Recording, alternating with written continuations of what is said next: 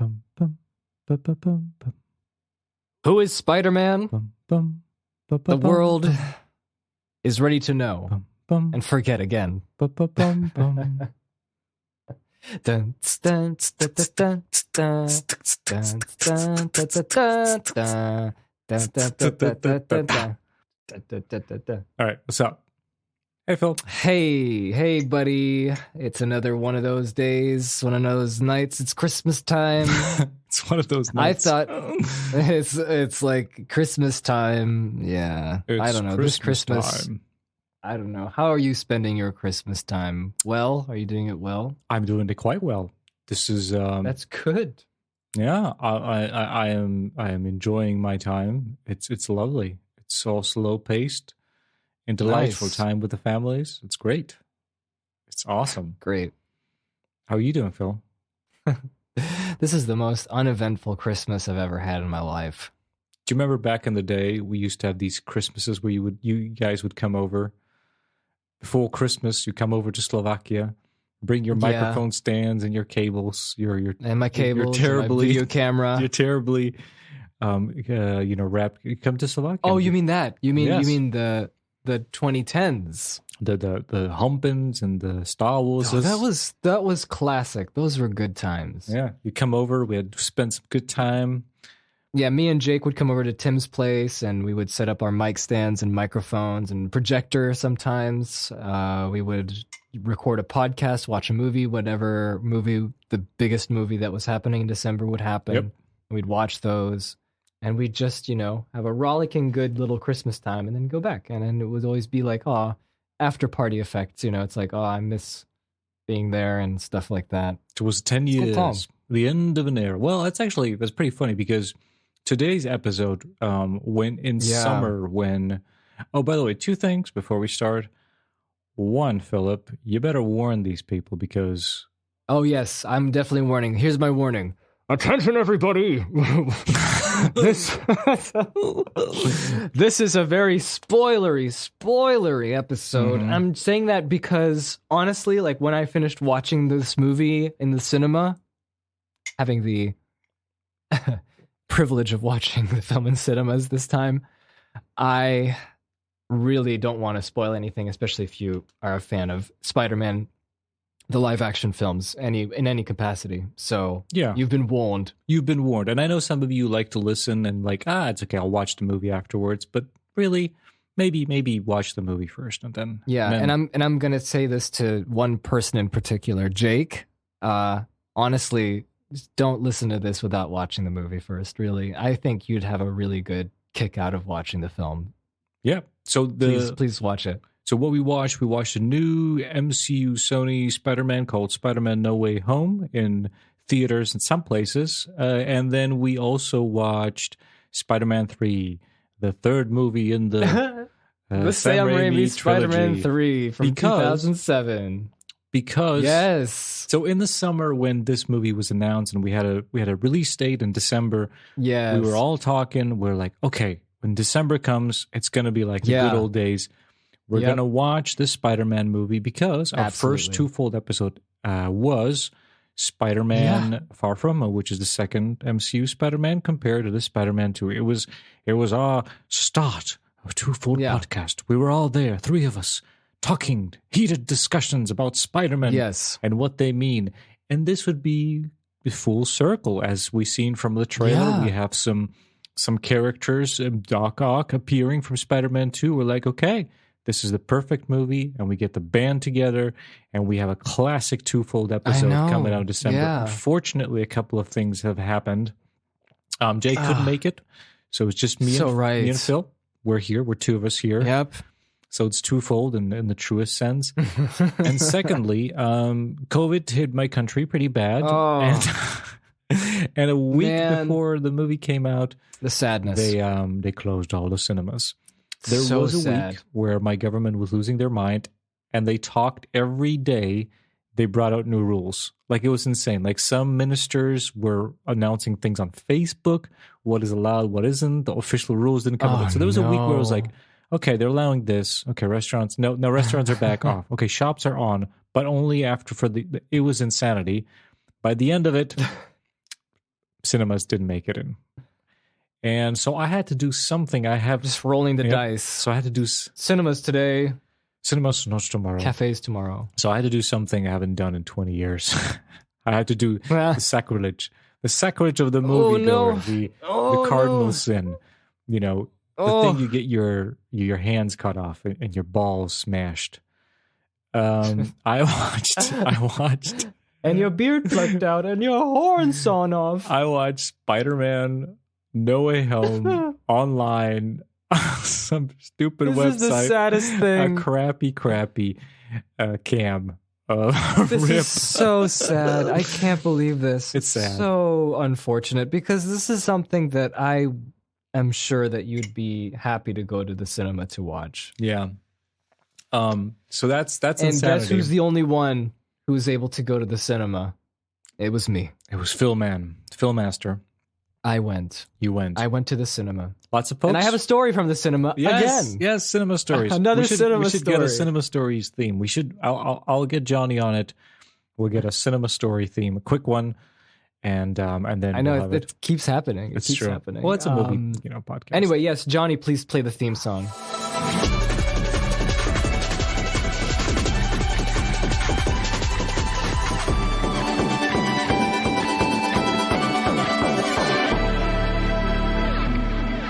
Thank you, Johnny, for the theme song. Anyway, here's my cinema story. So I go to the cinema, everything's great, all hunky-dory, get there in time with the lights still on, trailers play, Matrix trailer 2 comes out. Like, it just starts showing. And I told myself, I'm not Matrix watching any more 2? trailers. The second trailer. There's a second trailer. Saw the one we vowed not to see? Yes, and You have guess what seen I it? had to do? I had to do the Tim method from did? 2009, where he closes his eyes as much as he can and plugs his ears. And I was just like, I can't believe this, blah, blah, blah, blah, blah. I plug my ears as hard as I can. My finger's really hurting that ear canal, and I could still hear it. I still hear it. Did you pick up loud. something? Yes, and I hate it. But I wasn't looking at the screen. I was just like, no. Man. And I did hear a few lines that I wish I didn't hear. Oh no! I want to keep it a secret, but you know what? I still don't know what's happening in the movie, so I got off by the edge of, like, what is it? What do you call it? Like the edge of your skin, something like that. I don't know this expression. How this idiom? Caught by the, I don't know, by the fur of the... Well, you know what I'm talking about. Someone's going to mention it. And, well, after that, Spider-Man started playing. The picture started going. Uh-huh. And there was something very odd about this. Oh, no. The lights weren't off. Oh, no. Not this. That's the worst. This is the worst. It kept playing. How long? I'm looking around. I hear mumbles, other people mumbling, and I'm just looking at what's... movie starting. It's like, you know how the movie starts. The movie starts with the big old, like, Peter Parker's Spider-Man. Yes. Oh, and I'm just scratching my beard. And then you know what I do after like 2 minutes of this? I'm like, I have to go. I go outside and I go and ask about it. And once I got outside, 3 more people are there and they're like, can you believe this? And I'm like, yeah, I know, right? No. The lights are still on. And this one lady was like, I came here to watch the movie I'm not watching it like this. Okay, good. And good. I'm like, you know what? I agree. Yes. And I can just imagine the scene. These 4 people. This is heresy. The community has to speak out against this. Sharpening blasphemy. the pitchforks, getting your. And so I even cut through the popcorn line in the lobby, and I'm like, hey, what's happening? There's a light, and she's like, I know we called someone to do it. Okay, there's nothing else I can do. Go back into the cinema. I'm losing a little bit of the film, right? Because like it's still playing. And I can hear mumbling, and I actually see other people going out as well. So I'm like, good. At least people are upset about this. The lights are still on. We are strong together. The movie is playing. Strong. Apes together, strong. And I sit down and I just wait. I just wait a little bit, and within a minute and a half, more lights turn on. This is the opposite effect. And then everyone's like, oh, yeah. I could hear like the audible waves of murmurs of people going, oh. And then I wait a little bit longer, and then the lights turn off, and then they turn on, and then they turn off. But it's not all the lights that turn off. So you're like, what, 10 minutes into the movie, and it's just going mental. I'm like, it's like a good amount of 5 minutes. And I'm just trying to figure out what's happening. Okay, so Spider-Man, Peter Parker, everyone knows it's him, and he's having a rough time. Yeah. And, it's the whole opening scene where he's talking with It's Happy. pretty fast. He's talking with... Fast paced, too. Like, things are moving. Yeah. It was going fast, and there's like these helicopters, and I am trying to focus. It was a blur because all I could think about is these damn lights that they just didn't want to turn off. So, finally, after the lights being turned on and off, not all of them, just the front ones, it finally all turns off, and everyone is like... clapping. Did they reset the movie? No. Motherfuckers. There you go. I can't swear again because we'll lose our non-explicit. No, I'm just joking. This was your perfect opportunity just to stand up, look at the projector and say, Aziz, lights. What's that from? Oh, Fifth Element. Oh, man. I haven't seen that movie in years. Yeah. There you go. I haven't seen that movie in years. All right. Well, that's my cinema. That's awesome. Experience this time. I had a cinema experience as well. I heard a guy eating popcorn next to me and laugh at some jokes from the comfort of my home. Right. Oh, wonderful. were there any silhouettes of people walking left and right? No. I don't know what kind of screening this was, but there was no people. It's just sometimes the blur, like the lens that was stealing the movie would blur, but other than that, it was okay. Wow. A terrible way to watch so anyway, a movie. But yeah, of course. I have to say, here we are, Tim. We're here to talk. We're here today, and it's interesting. This is the last thing I will mention. The stupid way I watched this movie, but a few people, it's ridiculous that 20 years ago I actually watched a couple movies like this. And you know what's even funnier? You won't believe me this, but I didn't know they were camera rips. I think I watched X-Men 1 and 2 like this, and I didn't know. I literally didn't know. I don't think I even knew the Matrix 2 Reloaded that I watched like this. Remember that old DVD I used to have? Yeah, it was a horrifying cam rip. Until you guys told me. I don't think I realized that. I just thought that's the digital grating in the sound. But you might hate this statement, but a few people throughout the, and I was like, after that, I was like super snob. Like, you have to watch movie. It is. And some people said, like, if it's a good movie, it'll translate, on a phone, anywhere, if it's a good movie. And I got to say, it's kind of true. As horrible this viewing was for me, if a movie's good, it'll translate no matter what, Yeah. So that's pretty incredible. But, whatever. So, by the way, everyone, I don't know a thing of what Tim thinks about this movie. I don't know if he knows what I think about this movie. I don't know. So we haven't talked. I'm like, we haven't talked. This is the first time we're talking, and it's been like 3 days since we've seen it. So, I mean, at least for me, and I'm just curious. I'm just like analyzing whatever Tim's saying and trying to grab little bits and pieces to see what he thinks. All right, I don't know yet. So for some reason, if you don't remember what's happening in as far as the story, that's where the story of Spider-Man, the home trilogy. The MCU Spider-Man. So basically, our Spider-Boy lives in the MCU world where Thor and Captain America and Hulk, everyone knows these guys. Heroes are heroes known, and they exist, and they save the world and Avengers. They're heroes. This is a world where the Avengers exist. And our boy Peter Parker got bit by a spider in high school. He got some superpowers, and he decided, you know what? I got to use these for good. Iron Man, when he's fighting Captain America in Civil War over some politics. What a time that was. He needs some help, so he gets Spider-Boy, and Spider-Boy helps out, and then he sends him back, gives him a little suit as a farewell gift for the help that he gave. And that's where our trilogy of Spider-Man starts. First off, he is a little boy. Homecoming. Going to high school.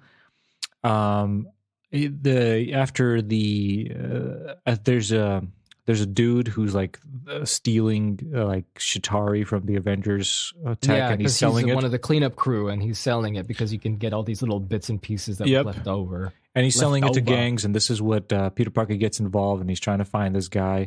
Turns out it's the dad of his girlfriend. Pretty good, cool twist. Yep. Good stuff. Spider-Man does his best, but he messes it up, and Tony Stark, Iron Man, is mad at him, takes away his suit. But he wants to do the right thing anyway, and he stops. And he does. Stops Vulture, doesn't kill him, saves him, sends him back to jail. His girlfriend is sad, and Spider-Boy is like, oh, it's okay. Then it's okay. Then Thanos happens, and Spider-Man gets involved, goes to space, helps Iron Man. I forgot about that. We have to remember the Avengers movies. Yeah, as well. he gets snapped. He's gone for 5 years, comes back, fights a bunch. Conveniently, his friends are also gone as well for 5 years. He fights Thanos once he get back, gets some help from some ladies, and they win. And he is going back to school. He's kind of like going, this is too crazy, this whole, space stuff. I'm just a friendly Spider-Hood. I'm going to need a break. Spider-Hood. I'm a Spider-Hood, and I'm going Welcome to the Spider-Hood, and I'm going to go to Europe with my friends to chill out. But oh no, Nick Fury grabs him and with his new friend Mysterio, who is now stopping some interdimensional multiverse creatures. They come here curiously from some multiverse. What is this? And he's stopping these monsters, and Spider-Man, Spider-Hood is helping him out from the Spider-Hood. But he gets tricked. It is not a man from the multiverse. It's just he's a charlatan. He's a man of illusions. Yep, he's a scientist to work for Tony Stark, and Tony Stark used his tech properly and didn't give him any credit, so he's mad at him. So he's getting back. He wants the tech, and he made this illusion of these creatures attacking him with special effects. Whoa! Spider-Boy defeats him in the end, but the twist. Was it in London? Yes, in London. He gets defeated, but Mysterio reveals to the world that he was getting very friendly with Spider-Boy. In the movie, he knew who Spider-Boy was. He trusted him. Spider-Boy trusted him with the Tony Stark connection and the fact that he's Spider-Man and all that. He then Mysterio sends a video to none other than Daily Beagle's Jay Jonas. The what is he parodying? What's the guy's name? The guy from Texas, Alex Jones. Alex Jones. Alex Jones version of and he leaks it to the world because he hates Spider-Man, of course. Yeah, of course. That's what you do. Which brings us to the new movie that we watched. The new movie. The one that we watched, that I watched in theaters. Exactly. The lights were on for like 10 minutes. Starts off immediately after the second one ended. Spider-Boy's real to the world. Everyone's freaking out. And then police catch him. But who comes and lawyers them up? Now, this is a special thing. Oh, yes, that's right. Okay, here's a hilarious thing, right? So I never saw this show. Oh, you never saw it? It's a good show. The Netflix. There was I don't know, a couple of years back, Marvel, Disney Marvel licensed Netflix couple of their heroes, like New York street level heroes, and they made these like gritty, like R-rated shows. I watched all of them. Some are better than the others. I prefer definitely Jessica Jones' first season is the best of them all. If you're not going to watch anything, watch that one. David Tennant. It's funny because everyone else says if you're not going to watch anything, watch Daredevil. Daredevil's great, but I prefer personally Jessica Jones. That just a dark. It's amazing. The story's great, and David Tennant as the Killmonger is just not Killmonger, whatever, Kilgrave is amazing. So, and I just realized that's where that GIF came from. Exactly. I didn't even know. Daredevil season 1, 2, great as well. Anyway. So, but people were wondering, okay. Is this part of the canon or not? They were for 10 years arguments online, years. People fighting. It's because here's the thing. So the only thing that's connected to the MCU, they mention like the entire show, that Netflix show. It's like what would you call that? Like the butterfly effect, or like a cause a lot of thing, like the how Kingpin, Fisk rises. He from the Avengers, he starts like there was like lots of damage, and he starts his mafia grows, whatever. Like everything's linked to that event. So a lot of that is based on that. So they always mention it. Ever since the green guy smashed the building, or ever since the guy with a hammer fixes Phyllis. So they mention it, but they're never connected. They were never like interacting. They just mentioned the Avengers. Just mentions of the New York fight. That's all they ever do. It takes place in that world. It's pretty obvious in the show. But reveal, Matt Murdock just shows up as the lawyer of Spider-Man. Daredevil. Yeah. I remember that. Everyone was like, woo, woo, in the theater. Everyone was like, woo. Seriously, like. I like the nonchalance. I was getting reactions. I like the nonchalance of that. I wanted to say is that the funny. Well, that's the thing. You have to realize that I live in Croatia, and this is a Croatian audience, so any reaction is something different. Yeah. Here's the hilarious thing. So this movie, I'm going to stop. Oh, by the way, I just realized I want to tell the audience that this might be a different review of not review, but like a talk about a movie, because we're not really going to talk about a movie very much. We're just going to be talking about what happens in it, like in a way that it's like, look, Matt Murdock, he's here. I just want to interrupt that for a second because I would remind myself of something. So this movie had, I would say, the worst kept secret in history of all movies. Yeah, Dude, I think everyone, including my grandma, yeah. who's dead, knew gonna the say. leak that who will appear. I think it's the My worst. grandma too. Is the worst kept secret ever in the entire of Well, movies. I think everyone okay, knew. Like for a year, I knew who's still going to appear in this movie.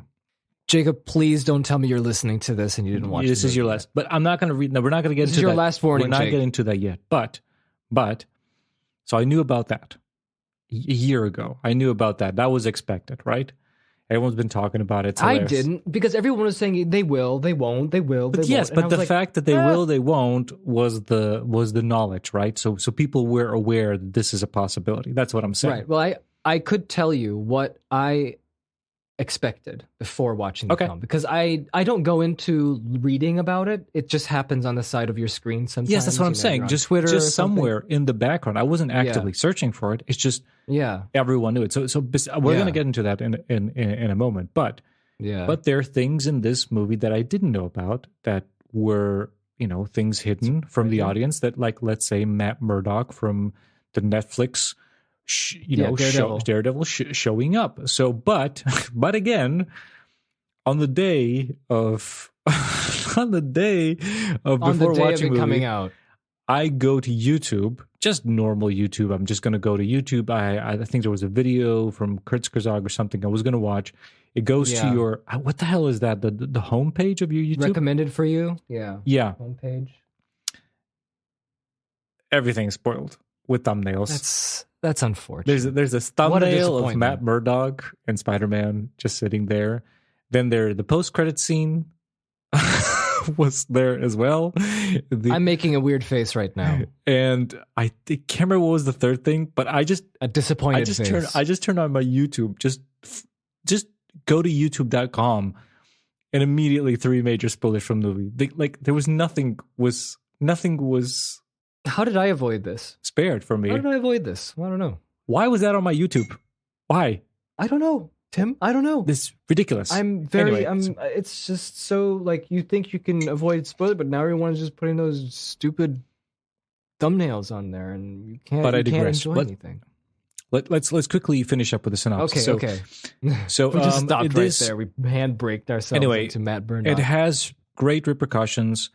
Spider-Boy and his friends wanted to go to MIT, so Ned and MJ, his girlfriend, but they got declined because of all the controversy. Yeah, they got declined because of their association with Spider-Man, because Spider-Man is now seen as like a bad guy who killed. Yeah, because Mysterio also said he killed Mysterio. So people are believing the conspiracy. Some are for Spider-Man. You have two camps. Cats and dogs raining. It's crazy.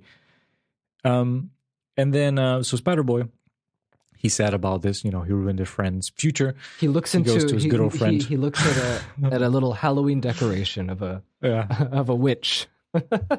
Witch, and remembers his good witch friend. Doctor Strange. He goes to Doctor Strange. He's like, Doctor Strange, fix this. And Doctor Strange's like, I know a spell that could fix it. I'm going to erase everyone's memory of Peter Piper being Spider-Man. Peter Piper. Right? So no. Pick the pickle peppers. He ate the pickles, and then he ate peppers, and no one's going to know. But Spider-Boy is like, what about MJ? What about my aunt? What about... Yeah, while he's doing the spell. Ned? He's redoing the spell, and then Peter's just being a... It all goes to shit, unfortunately, because of all this meandering, so our good friend... But he told Dr. it, but before that, he's just like, have you not considered just appealing your... Yeah, that was actually after. He's like, wait, you didn't actually try to call the school and try to appeal to them before you went and make me cast this. Come on, spell. Peter. Anyway, the spell goes wrong, so he has to contain it in a little mirror dimension just to keep it, little to Lego egg thing. Remember that? Little egg. Remember that Lego? Yeah. It looks like that solar dome that you would get in those space packs on Legos. Yeah, exactly. That's what he does. But unfortunately, you think, all bad is over. He was Doctor Strange contained, but it has a side effects. For some reason, instead of everyone forgetting who Spider-Man, so that Peter Parker is Spider-Man, in this universe we live in, for some reason, from other multiverses, people who know Spider-Man is Peter Parker, coming into the universe, including some villains from the previous 2 Spider-Man franchise movies. We got Sam Raimi's Trilogy, and then we got, who's the director of the 2? Mark Webb 2 movies. The bad boys are coming in. But before that, I just want to say I like the idea of Peter finding the MIT superintendent in the traffic jam because she's leaving, and that's the only opportunity he can to talk to her. And so she's in this traffic jam on her way to the airport, and he meets her at the highway that's like completely clogged, and he just knocks at her window with this wonderful little suit. It's a perfect MCU Spider-Man, Tom Holland Spider-Man moment. He's just like so tenacious. He'll just go. And Dr. Ock attacks and hey, you can't just Doc Ock attacks. Are you kidding me? Just too nonchalantly. Yeah, well, we said that the other. Okay. We already mentioned Doc Ock. Doc Ock. He was in the trailer. Yeah, he shows up at that highway and he finds Peter and he's like, Peter. And then Peter's like, Peter. I'm not Peter. Yeah, he's like, you're not Peter. Yes, I am Peter Parker. So at this point, I think this has been all trailer territory at this point. I think from this point, do we want to? I guess we do want to summarize, but again, do we want to summarize or do we just want to talk about it? Because I feel like you better have seen the film. I'm not gonna go and summarize the movie like I did 2 weeks ago. Yesterweek with Ghostbusters, but. I guess it depends on how much detail you want to go into. I can keep going, and then you can bring up a point if you want to, as far as like like a scene or something like that. So essentially, what happens is all these. So give me the list of who all show up. So we got Doc. We have the Green Goblin from the first. The Green Goblin, played by Willem Dafoe. He's back. He's back, and he's crazier than ever. We got Doc Ock from Spider-Man 2, and we got Sandman. Sandman! I forgot about Sandman. Yeah, Sandman shows up. Which is from the movie we just watched, the second Sandman movie. We saw his 3. origin story. And we'll talk about Spider-Man 3. I have some topics to compare, so don't worry about that. So we got that. Then we got from the Mark Webb ones, we have... Electro. Lizard. Oh, yeah. Lizard. Lizard Man, and then we have Electro, and then we have Tree. That was a joke in the movie. Yeah. So basically, Doctor Strange tells Peter Parker, you know what, we got to contain this. Find these villains, use this magical glove I give you to capture them in this dungeon I have. Once we have them all here, I have made this magical box where I have this spell, and I will destroy it, and they'll all go back home. Yes. Unfortunately, Peter Parker finds out. Yes, that, because when they're when they're in that basement with Doctor Strange, he finds out. He talks to some of those bad guys in the I mean, they're in this like ethereal magic barrier, so they can't get out. It's like prison cell. Oh, yeah. And he finds out that many of these people, what a Siri wants. He finds out that many of them are actually dead. Spider-Man timeline. 3. They've died. Yeah, I guess like when the curse is like you find out who Spider-Man is and then you die immediately. Apparently in these movies, so all of them are kind of. Yeah. Like, so if they went once the Doctor Strange destroys the box, the not the curse, the enchantment or whatever the hell, the spell is broken, they all go back to universe and they'll die. Spider-Man, the Spider-Man he is, especially after bad for them. Especially after he sees what Otto Octavius's story is, where he's like he finds out that the tentacles actually kind of have some kind of sway over his mind.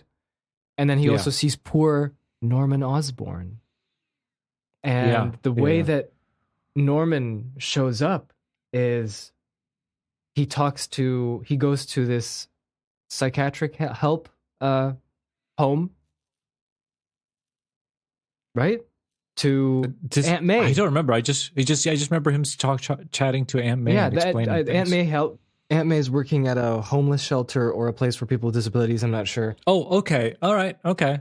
That's interesting. And he's actually there. He is Norman Osborn from the first Spider-Man 2002.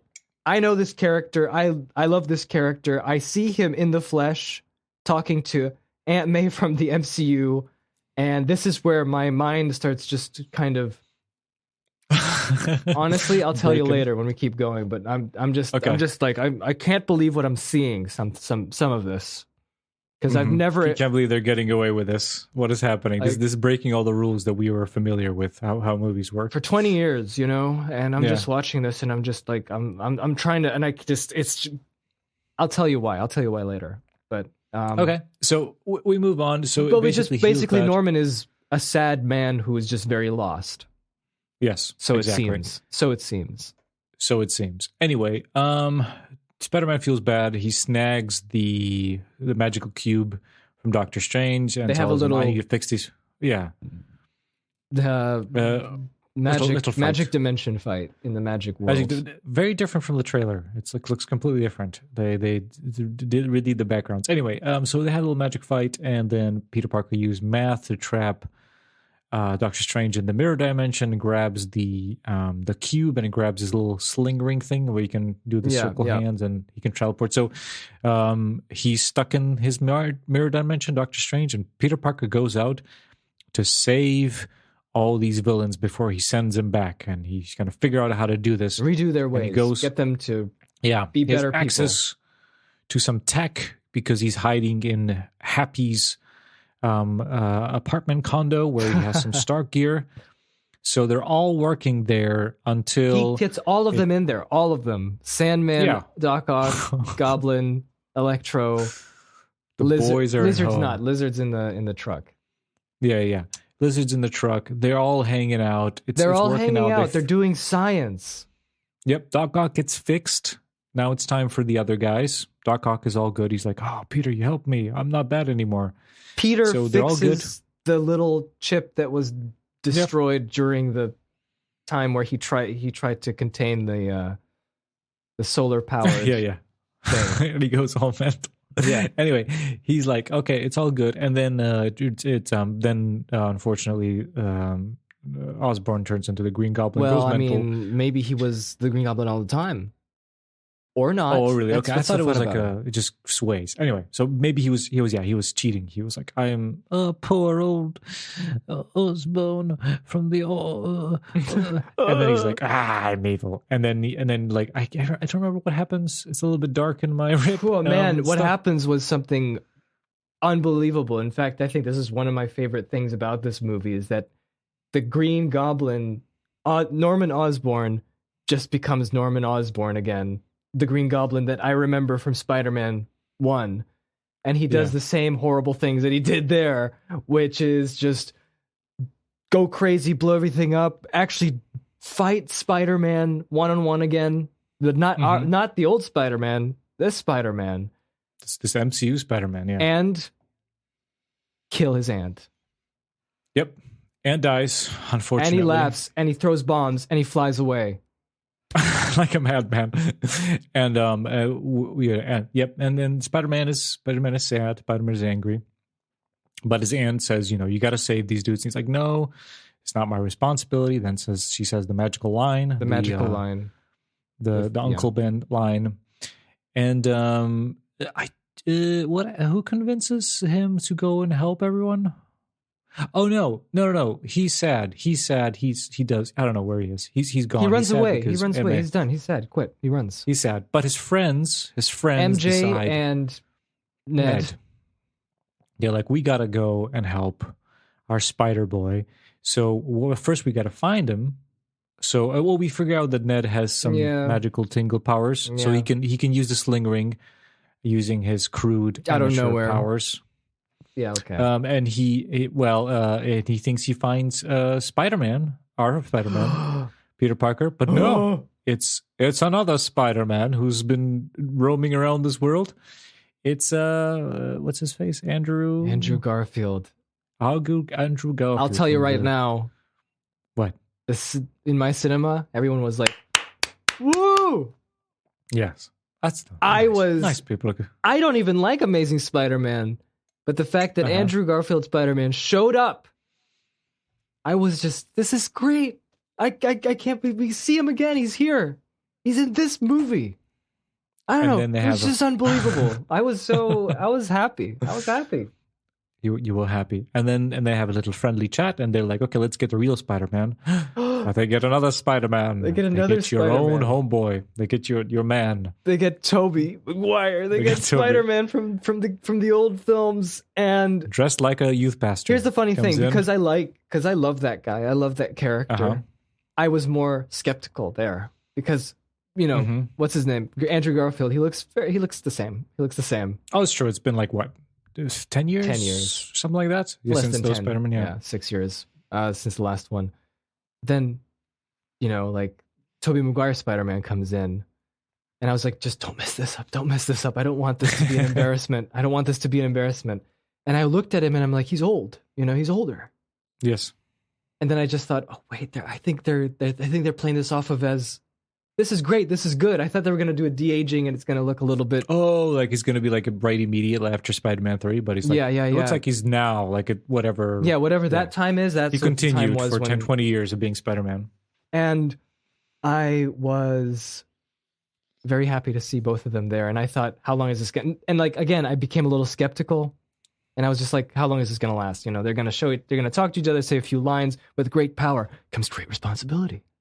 And then they leave or something. I thought that was going to happen, Oh, so just like a little, and then they leave. Because I was like, because that's what you do. That's what I've been conditioned throughout the entire my entire life watching movies. That's what they do. They just, hey, look, here's the keys. Woo, remember Spider-Man? Remember old Spider-Man? We paid $1 million for this one scene. Yeah. He's going to say one or two things. He wasn't even there when they were filming it. It was on a green screen. It's just a reverse shot. It's the same thing. And this is the same thing with all the other villains. That's why when I watched the second trailer for Spider-Man No Way Home and they were laughing at Doc Ock when they were like, what's your name? Dr. Otto Octavius. And they're like, and I thought that's what they're going to do to all the characters. Right. And I thought they're going to do that. Doc Ock's going to be just sitting in a cell for like 3 scenes, and that's it. But it's not, hey, Dr. Octopus, woo, look at his arms. Look, remember those arms? It's just going to do that. Yeah. They didn't do that, and that's the biggest surprise of this movie. And that's what made my mind start like just. I literally had a tiny little headache watching this movie. Tiny little pleasant headache. Because it was so unreal. It was so unreal to me. They did it. And then so all the 2 Spider-Men, they meet up with the they find new Spider-Man sitting and moping in the room on the roof. When I talk about room, and they give him some pep talk, give him past experiences, which I'll be honest right now, that was a little bit, a little too soon, a little bit too much, a little too soon, a little bit too. And they all decide to do the right thing, and they help these poor old folks and help them out and send them back, and so they don't die. And this is what happens. They meet him up at the Statue of Liberty. But before that, they have one of the best scenes ever, where they're all doing lab things together. Mm-hmm. Oh yeah, that's true. They figure out the solutions. It was wonderful. Using some Stark technology, they make some bits. No, they don't have Stark technology. They just lab it up in the Doctor Strange. Yeah. It was fantastic. It was fantastic. It was one of my favorite scenes. I could watch more and more of that. I could watch more of that. So they meet up at the Statue of Liberty, which is getting a Captain America shield, which is the reason why you'll find out in Hawkeye, the series, which I'm watching. Oh, really? Oh, okay. Yeah. It's connected. Anyway, and then well, that's where the final confrontation happens. You know what's funny? Like, I don't know how they timed this, man. They timed this insanely, because in Hawkeye, the series, the same day when Spider-Man came out a Hawkeye episode, and it also has a Netflix character returning. Was it Kingpin? Yes. Oh, okay. On the same day. It was hilarious. I was like, what? Oh, anyway. So anyway, they have the confrontation. They have to find out how to work together. They have some great banter. The Spider-Men work together. The Spider-Man worked. First, they have trouble. They're like jumping into each other's webs, cutting off their webs. They don't know how to communicate which spider's which. But then, and the funniest. So like you say, Are you talking about where Toby and Andrew Garfield are just standing there waiting at on the Statue of Liberty, and they're just waiting for the bad guys to show up, and they have a little talk about, yeah, that's a great talk. I gotta stretch my back, and he's like, Yeah. but you got these powers, you got this and that. I'm just nothing. And then he just goes, no, you're amazing. It's funny. It was when they're like, when they have trouble like working together, and they're like, we got to work together. And then Tom Holland brags that he was part of the Avengers. He's the Avenger. That's great. Like, what are they? What's that? And he's like, well, there's this team of and then Tobey Maguire yells, how is this helping? Which is hilarious because, as everyone knows, I'm not really a big fan of this first my Spider-Man trilogy. Yeah. In the first episode, not a big fan of Tobey Maguire. I'm annoyed, but I have to say that I think for the reasons that you love that character, and that's the same reasons why I hate that character, it translated very well to the new one, because I was wondering, like, they're going to retcon him. No, he was as annoying and as lame as he was in the old one. It's amazing, because he's such like a dork, because he's like, first he's like, and then he's excited, and then he starts like Peter Parker from the old Sam Raimi. He's such a weird character. He'll be in three modes. One is I'm Spider-Man. Then his other mode is I'm Spider-Man. I'm fun. And then he's angry. He's just yelling because he's confused, and he's like he's emotional. I just love it because he's just like yelling. Anyway, and of course, obviously, they are all successful at saving all the foes. Well, Doc Ock shows up, and he's not evil. He helps out. No, he helps him out. He helps him out. Doctor Strange comes back in. He helps them out. They all fix it up. And it boils down to the Goblin's still there. The Goblin who killed Aunt May. And yes. And Tom Holland Spider-Man 1, as he says. There's Spider-Man 1, 2, and 3. Remember that? Yep. Yeah. And Tom Holland wants to kill Goblin because he killed his aunt. But the old Spider-Man, Tobey Maguire, stops him and he's like, don't do this. And he doesn't. Goblin stabs Tobey Maguire. Yeah, and I was like, don't do this. and then I was like, don't do this. Don't do this. He survives, don't worry. He got stabbed before. And they cure him. And he's okay. And they send them all back to where they came from. But before that, unfortunately, Peter makes the big decision. Makes the big... Oh, yeah. Oh, sorry. The box that's going to solve all this gets broken. That was so good. It was the best. It was so good. I don't know, man. This made me they can't do what they were trying to do. Like, stuff like that. Like, those little things. That's the stuff that just makes me, like, excited because, Doctor Strange. I know Doctor Strange. I watched Infinity War. I watched this whole MCU thing, right? Yes. This kind of shot, this kind of attitude reminds me of the Sam Raimi films, because Doctor Strange is holding this box. He doesn't know who any of these Spider-Men are. I'm just going to fix this. Who cares? Whatever. We're going to change He takes the box up and he flips it over, and it's just a close-up of the Goblin bomb. Oh, yeah. It just blows it up. It's like this combo of the old movie and the new. Oh, so I mean, like, I was just like, that was so cool. Because it affects the universe too. That's the thing. That's the biggest thing about this movie that I was so excited to watch, because they're not skimping out on it. These are real characters in the story. They're affecting the story, and they blend together in the story. And and honestly, I have to say kudos to everybody involved who made this. Is like, they kept, for the most part, they kept these characters the way they were in the old movies. And when they come into this one and they react, I had a headache. Tobey Maguire's Spider-Man. Yeah, he's dorky glory. And great, and I love him. And Tim's like, he's dorky and I hate him. He's great. So I think, I don't know who says it, either Tom Holland or Doctor Strange, but they figure out the only way how to solve this is if they... Oh no, right, because like this whole thing, like the universe is cracking. There's like these big purple cracks, and then you see little silhouettes of other like Spider-Man villains from different universes trying to come into like this Rhino universe. and Kraven and whatever. And if they do the original spell, that everyone forgets that Peter Parker is Spider-Man, that will fix it. So all these people go back to the multiverse because they won't know that he's Spider-Man. So it goes back to where it was, which also means that, MJ and Ned and Happy, Everyone and in that May world and all the Avengers, everyone who knows Peter Parker will forget that Spider-Man is Peter Parker. I think they will know what Spider-Man did, that they know Spider-Man, but they won't know Peter. But they will not know. Yes, they will know Peter Parker. And, for the greater good, he sacrifices this because, it's, how to save the world. So he does it. And he does it. That's what happens. He makes a big decision, which is... So everyone pops back. Everyone's...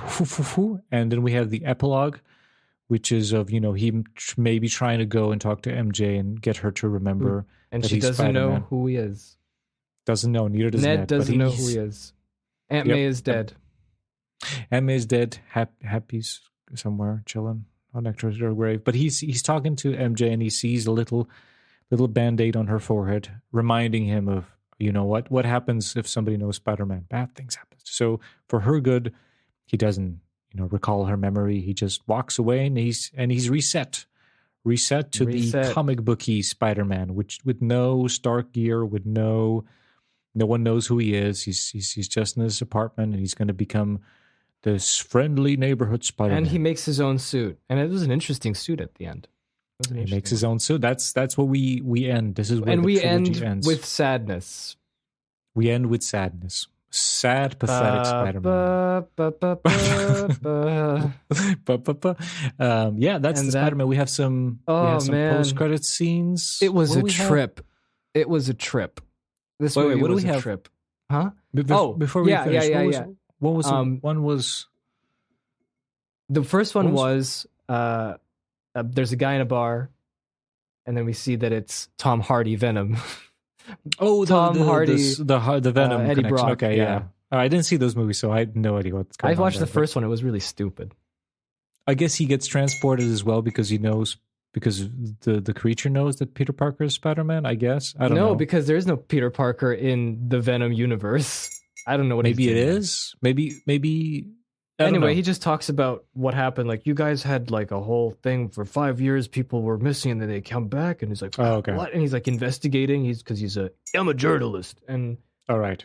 And then he disappears, which is unfortunate. But one little speck of symbiote stays. Yeah, it's important we mention this post-credit scene because it related to Spider-Man 3, the other movie we watched, which also has. Oh yeah, the symbiote, and there's a trailer of multiverse. Doctor Strange, which is not related to what we're talking here. So but I was like, Sam Raimi's directing that one. Oh, it's true. Same. I'm excited. So it is related. I like what I saw in the trailer. I was worried for that movie, but I guess it should be fun. Anyway, all right. Anyway, so that was Spider-Man: No Way Home. Do you want to talk more about it, or do you just want to get to Spider-Man 3 and then we can just kind of you know what? We don't have to talk about Spider-Man 3 in such a detail. I think we can. I have some topics. When was the last time you saw Spider-Man 3? Never. No, I did see it. I did probably when it came. Like you guys showed it to 2007. me. I don't think we did. I remember it. I remember it. I have exact same feelings as watching it then. Well, I mean, like Spider-Man 3 is not one of the best movies ever made. That's for sure. So it's like I don't like Spider-Man 2, so imagine how much I hate Spider-Man 3 much. Well, that's what I wonder, because maybe it would have, I don't know, man, maybe it was the opposite. Maybe you liked Spider-Man 3 more than 2 and 1 because it's so silly.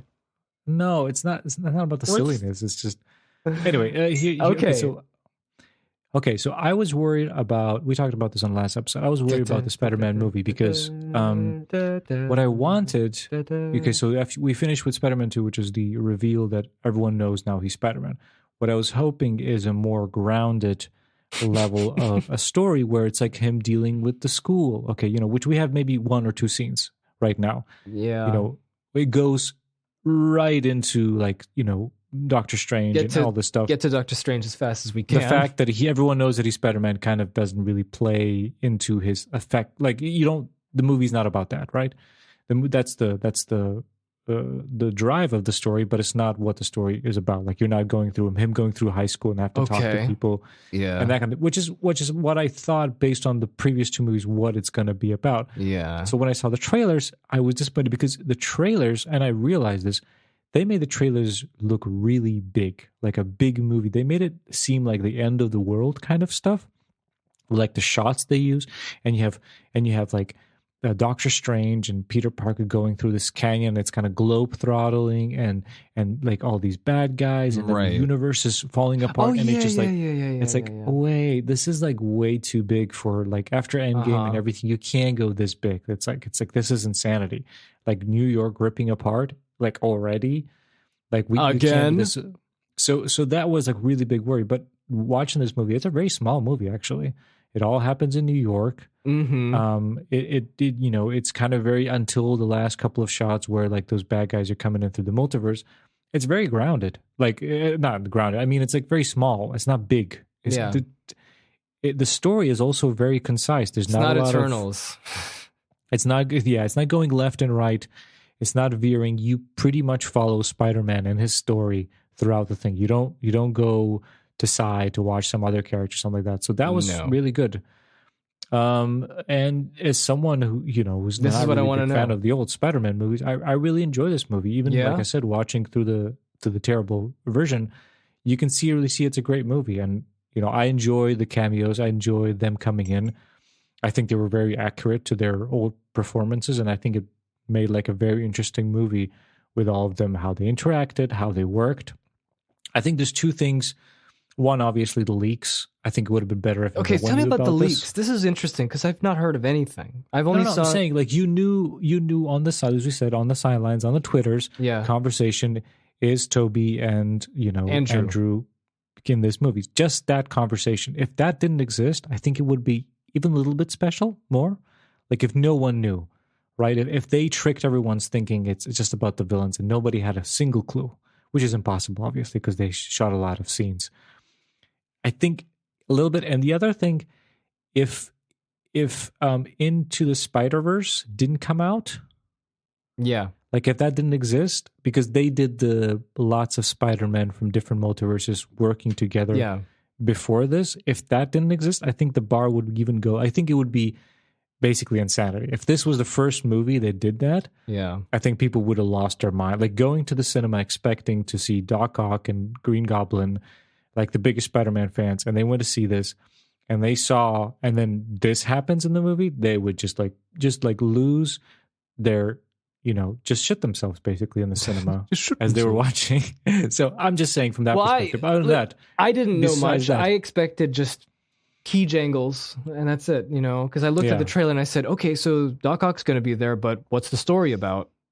I really thought that when I looked at the trailer. I'm like, what's the story going to be? Because I don't see anything. What's the story? And I didn't know the story had to do with those characters. That's the thing. I was in complete ignorance of the fact that they would do that. Yeah. You know what I mean? That's cool. I mean, you that told being your said, it was quite a simple story, really. Yeah, it's very straightforward. Only 3 things happen, really. And as we described, everything I liked about it, I know if you just take all that old Sam Raimi stuff out, I mean, I still think that at least there's some. Oh, speaking of which, the ending of this movie. Mm-hmm. You won't believe it when I say this, but I know that I think we had these arguments about like, oh yeah, Spider-Man. What makes Spider-Man the story engaging? Well, I mean, like it's a everyday guy who's trying to balance his, real world problems, like his civilian problems with his superhero stuff, and right, and he's always down on his luck, and there's always some tragedy happening, and I'm like, that never happened to Tom Holland's Spider-Man, right? And that was one of the biggest things why I wasn't really so enthusiastic about those movies, right? And so I'm like, I wish this could happen to him because he really needs some kind of kick in the ass just so he can be more like what Spider-Man's about, right? So this happens. Yes. And at the end of the film, I'm like, listen, I know I said I wanted that, but this is it's a little too much. I think just I didn't mean it this way. Not like this. I think it's really not interesting. Like this. I think it's you know why? I think it's more effective because essentially we have the story of him. So in the original like Spider-Man story and in the same Raimi, you basically all of that happens in movie 1, where he goes from happy little Spider-Man to the accident, and you have the the traditional milestones. Uncle Ben dies, he tells a story, and this is what motivates him. So you are aware of them, but you only get that maybe within half an hour of the movie, right? Yeah. So it's not, you don't spend that much time, so there's not that much emotional. But here, basically, you have they removed that portion of it at the beginning, so you have this teenage kid that you kind of you experience with, and he's happy, and okay, there's some troubles, but you're kind of aware of it. So then when this happens afterwards, I think it hits a lot more harder, just because you've been with him through the happy period, right? Oh yeah, probably. So by removing that portion from the beginning right off, just giving it like, okay, this is how you do it, you put it somewhere in the middle. I think the transformation, because you get to, because I think there is this kind of happy Spider-Man doing Spider-Man things without the the tragedy. I think there's a good character there as well, and I enjoyed those movies, so I think it's pretty good. And that Okay. whatever the next Yeah. ones is going to be, it's probably going to be, I don't know what's going to be. Who cares? We'll see. I don't know what's gonna be. Who cares? I don't know. Who cares? Who cares? But yeah, I had a mini headache afterwards, and that's wonderful. I'm seriously considering watching it again, because like it was a blur. It was like a blur. Yeah. So I think it was great. I see you enjoyed it a lot. I need someone who's not a fan of the old movies. I enjoy the movie quite a bit, and it didn't take away that the guys were here, the old guys. I think it was. Well, that's good. I was honestly thinking, like, these past 2 days, like, when we do the podcast, what's Tim gonna come back to? Like, is he gonna be like, these characters ruined my movie, Philip? That was the fear, but they handled it very well. Like they intertwined in the story, and they also made the characters like new places to go. It wasn't just the rehash of the characters. Yet they were the only thing authentic. that we got was like, I'm something of a scientist myself. Did you like that or no? No, you don't like the meme. I actually didn't. I think they were. I keep telling, like, I talked to a few friends before going to this podcast, and I just kept saying, like, I wish you could just be like, oh, I'm a scientist, just something that references science, and we get it. You don't have to go all the way. But, no, it's okay. There was just one, so it's okay. They had one. It was because like the like everyone knows at this point in the internet, they are the meme gold mine. Those three movies. Yeah. I mean, I was actually watching Spider-Man 3, and there's a couple of shots of James Franco that are like now very popular GIF memes that I didn't even know were from Spider-Man, where he rolls his eyes and it's like right after eating the cake, and then he also looks. I didn't know those were from Spider-Man. Actually, I was just good. Like, so good. Exactly. I think that was when in the Spider-Man 3, that was the only time James Franco was enjoying his role, when he was playing just this asshole. Anytime it's a serious redemption, he's just like super bored in his face, like, oh, Spider-Man. But when he's just being cheeky, it's great. I love it. It's great. So funny. Oh, I wanted to say before anything else, Frank Ireland was on my friend Luke, friend of the podcast, Luke's live Instagram thing, because he was unpacking something. Luke was unpacking a gift from Frank. Frank shows up, and then he gets his other friend Anthony up there as well. So there was like all three of them were talking, and then the topic of Spider-Man No Way Home came up, and this was a month ago. And Frank said, you know what they're going to do, but they're never going to do this. If they had MJ falling down and then you had Andrew Garfield rescue her, and that would be a redemption for him because he failed to rescue Gwen in his movie. And he said, that would be great. And I said, this would be great. And he said, they'll never do that. And they did it. They did it. And I was just pretty like, good job. I think Andrew sells it, like, just the moment after. And also, I liked it because if I remember correctly, Andrew was so good in this. I was so happy to see him. It's so weird because I don't like those movies, and I haven't seen them for a long time. You know what's the controversy? Remember we talked about? I liked those movies when they came out, and I was like, these are better Spider-Man movie than Sam Raimi. And you guys were like losing your mind. It's like, what are you talking about? I was like, man, what is wrong with you? When did we do that? When was that? Oh, like before the MCU one came out. We talked about an old podcast. I was saying that I like those more, and you were like, "What?" But anyway, the funny, but he does because like if I remember correctly, and the way she dies, she's like falling, and he webs her, but she was way too down, so it basically breaks her spine, and that's how she dies. So the same thing happening to MJ. Otter Tom Holland Spider-Man, he's trying to save her, but the Green Goblin, the Chaos Maker, snatches him away. So Andrew jumps, and he jumps with her, flips her around, and then webs. So he like takes the weight. It was great. So it doesn't kill her. So like you see from his past experience, then he's like very emotional that he did that. So pretty good. So there you go, Frank. I hope you enjoyed that scene. Yeah, I wonder what he's gonna say after this. Anyway, there we go. Like, I mean, there's a lot more there's a lot more that I might mention, but I can't remember. Okay. So we talked about this before. So what did you think of Spider-Man 3? Oh, what did I think of Spider-Man? Oh, it's just a goddamn pain in the ass to watch. Just so many things. Like, okay, you know, the obvious criticism. Too much happening at the same time. You got Peter and Harry. You got MJ with her actresses. You got Sandman. You got Sandman. You got what is his name? Goop. The Goop. The photographer. The symbiote. You got Eddie the photographer, Brooke, and he got Gwen Stacy. He goes for Brooke. It's just way too much going on. Obviously, everyone complained about that. There's too much. They just like you know. I love the origin of the symbiote. It just falls. It just falls randomly. Just from falls, the sky. and then here he goes. Here it's lurking. It's on his business. It sucks. I hate it. You know, I wanted to compare that to to this movie.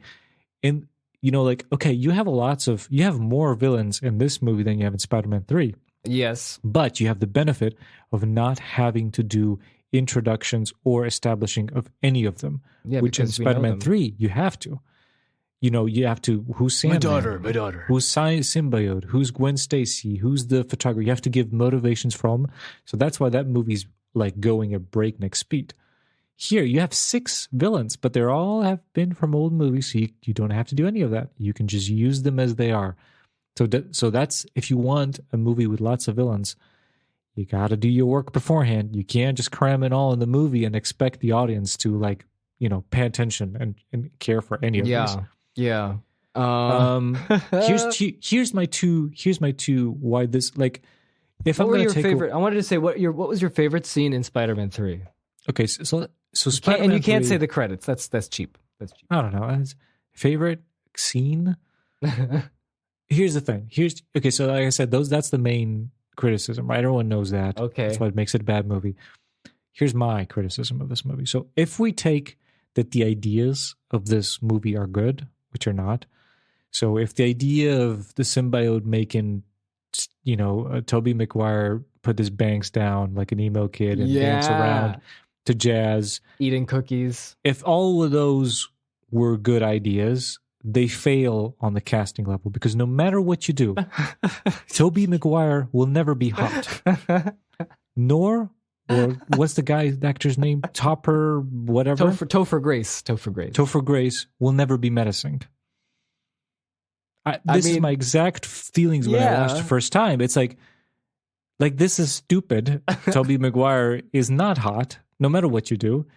And this guy, if you give him false teeth, he just looks like a baby face, and his voice is lighter than a feather. He's not menacing. He's just funny the entire time. Spider. Exactly. Just sounds like a Midwest American kid. I mean, Topher Grace himself said it's probably not a good idea that I got cast while he got cast. Sandman, great casting. No troubles there. He's got a gruff face of a criminal. He's got a nice voice. It fits his character. It's just he has to share screen time with whatever the hell's going on. I don't know. It's like the story. Like, and the third big criticism, the return of the worst romance of all times between MJ. This is the most toxic and the most disastrous relationship that ever existed on cinema. These guys should not be together. They need to separate immediately because these guys, like, what is happening in this movie? He's happy. Well, guess what? We watched. He's not paying attention to her. Then she's sad. Then he kisses, for some reason, Gwen Stacy. What was going on through the guy's head? No one knows. Then she kisses Harry. Then this happens, and this, like, what is happening? What is happening? I can't defend this. But this isn't the third movie. This is happening since the beginning. Their relationship is a dumpster fire. Oh no! Here we go again. I'm not. No. I'm just saying. So to argue with like, this. I have nothing to care for these movies. I have some interesting things to talk about. What?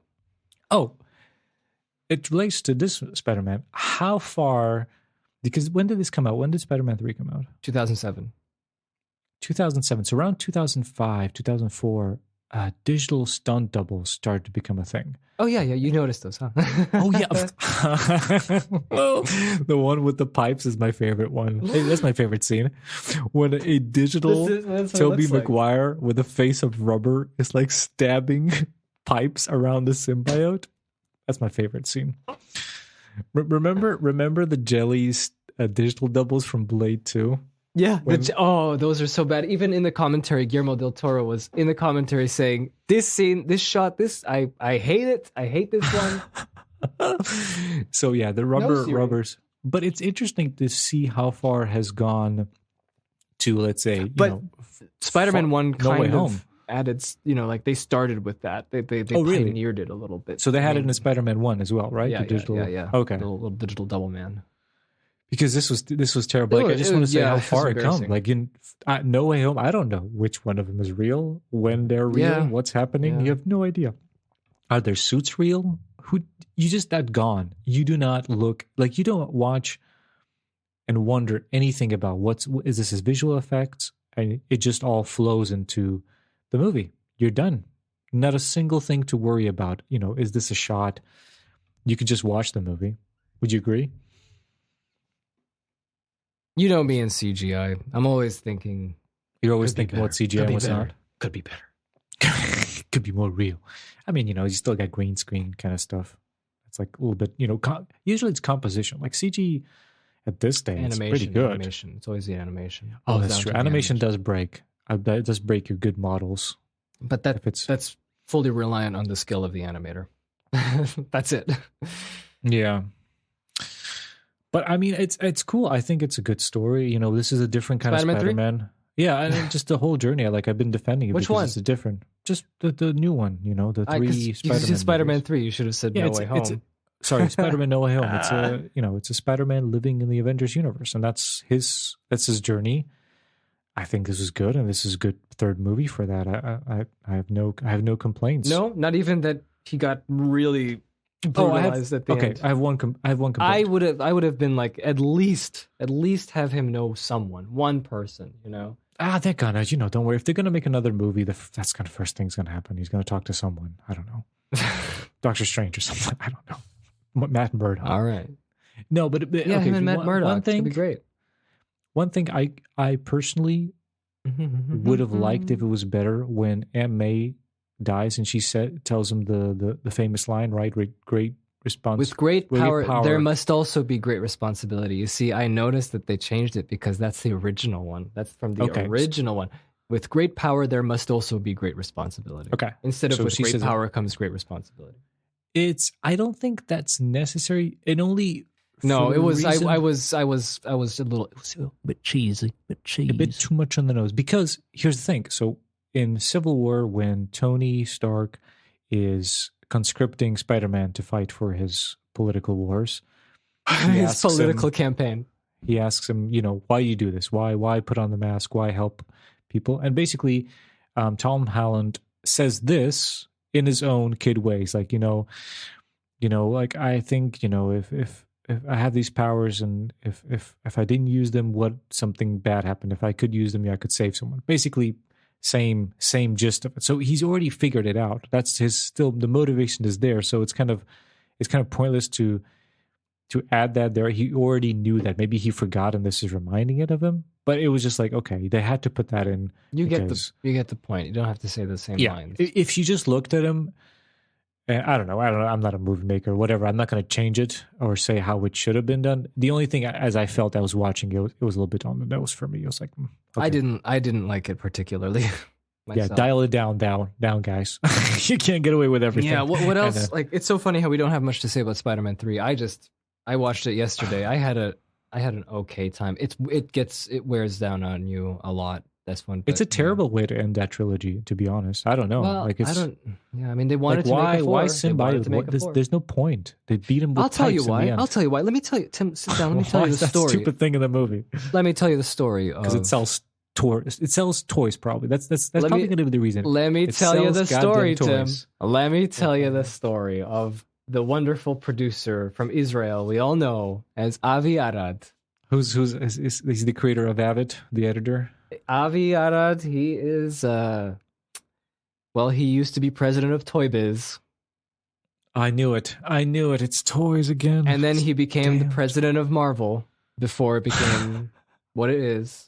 And oh yeah, that's perfect. He was the associate executive producer for all the old 2000s Marvel films, right? So Dude, he was I can involved in manage everything. I can Fantastic imagine. Four is going to be the greatest thing in the world. And then X-Men.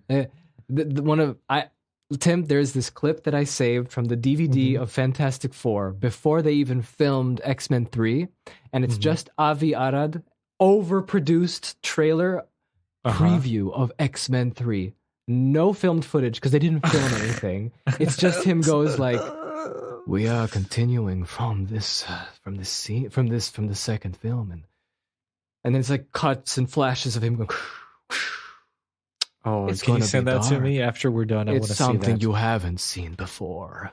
And he's like, Wolverine is going to have to step up and do what he likes the least. Become a leader. Oh no!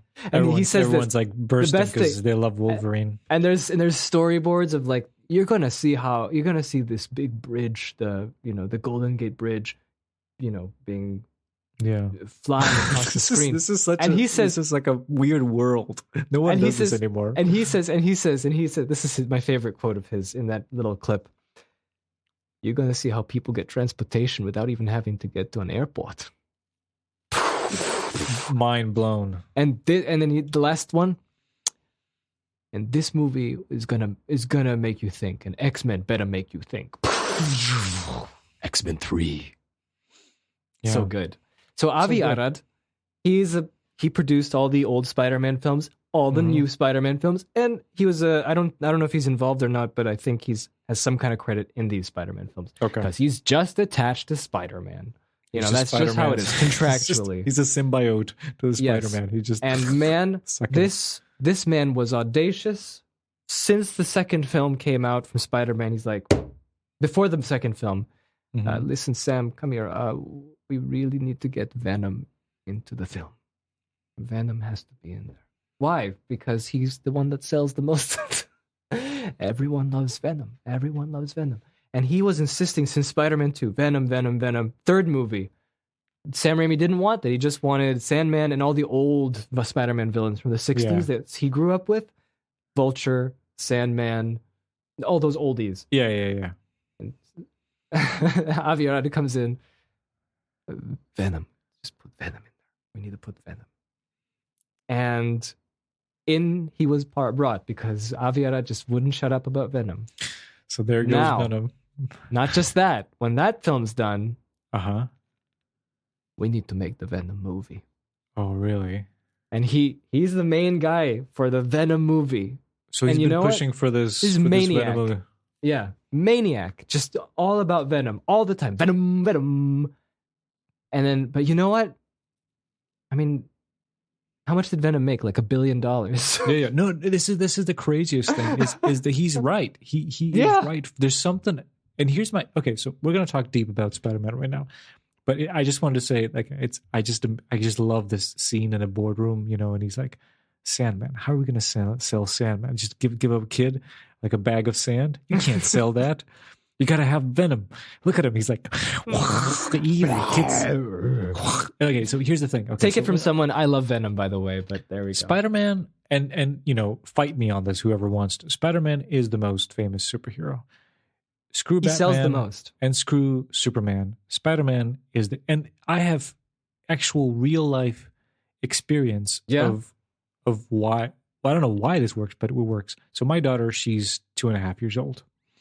She saw, I have a book, the new book of Marvel. She's seen Lego catalogs with all these superheroes, everything. Mm-hmm. The first thing she notices, "Hey, Spider-Man, right?" And she asks me, "Who's this?" And I said, "That's Spider-Man." She goes, "Spider-Mel?" She doesn't say N, she says L on the end, which is hilarious. And she's like, "This is Spider-Mel." I tell her the names of everyone else, right?